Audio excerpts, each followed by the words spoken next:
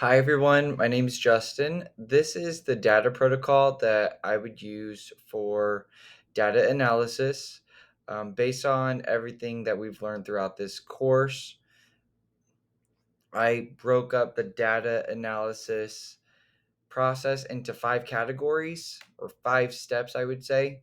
And those five steps are data collection, graphing and charting the data, analyzing the data, implementing changes, and then reflection. So if I think about like data collection, I'm connecting it back to El Paso, the school that I'm at.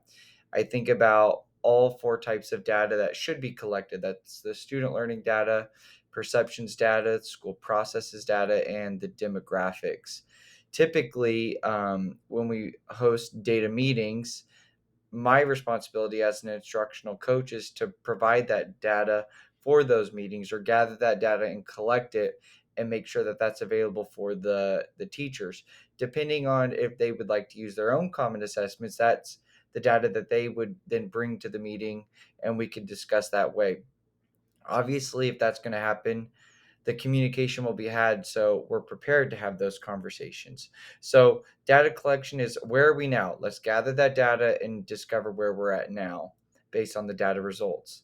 The next thing is graphing and charting the data, and that's, where do we want to be? So in my opinion, what happens during the graphing and charting the data is you're aggregating and disaggregating the data. So you're combining those student scores into high, medium, low. You're looking at demographics, ELL, students who are in SPED, and you're setting goals. What do you want this student population to be at the middle of the year or by the end of the year? So you're setting goals at that point, and that's graphing and charting the data. I did create a resource to go along with graphing and charting the data that I'll share in a second. Next is analyzing the data in the data protocol, which is possibly the largest piece of the protocol, which is, what does the data say we need to do? So, one question that I liked, that I was kind of, while I was researching, that I liked, it says, where does the problem lie? Is it with the, and I'll share that in a second. Um, is it with the student learner itself, with the instruction that's provided? Maybe it's the content, or maybe the school. So, what does the data say we need to do? Do we need to focus on the school itself? Do we need to focus on grade level skills that we need to be working on? Or is it the individual students that can receive some intervention or some supports? Next is implementing changes, which focuses on accountability and progress monitoring. So there's no really question for that, because a lot of that is back on the individuals who are responsible for implementing the changes. And then, like one of the articles said, this module, the reflection, which is a piece that is often forgot about, but it's, is what we are doing making a difference? Is it working? And if it's not, we need to reevaluate and we need to ask ourselves, now what? So that's the data protocol.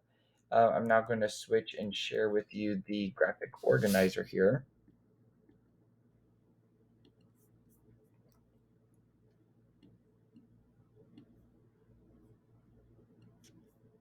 One second. Okay. And like I talked about a second ago for goal setting, and this goal setting sheet would be strictly for DILBs, but for once the data is collected, that data then can be looked at, and classroom teachers can actually mark what their actual number of students who scored above, at, below, or well below, and then set goals, and we could track those throughout the years. Once we've set that goal and we've done those data trackings or goal setting, then this would be a graphic organizer that I could see myself using with classroom teachers as we talk about the data and we talk about our students. So I broke it down into really three questions. So looking at your data, which students are struggling? And then we could talk about, what is their biggest struggle?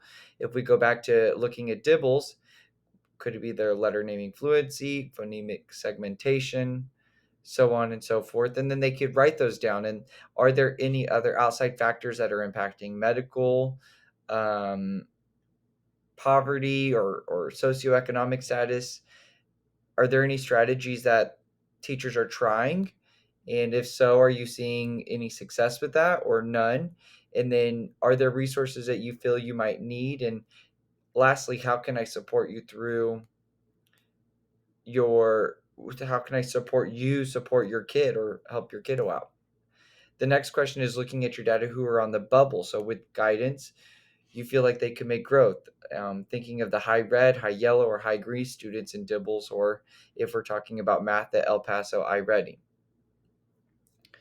And again, those some of those questions might be what are some strategies to make sure they are getting a balance of support and challenge to making sure they're if they're right on that bubble, we don't want to push them so far that they're frustrated, but we want to push them just enough so they're challenged and making those gains to jump into that next category. And then, do they need any additional support or material?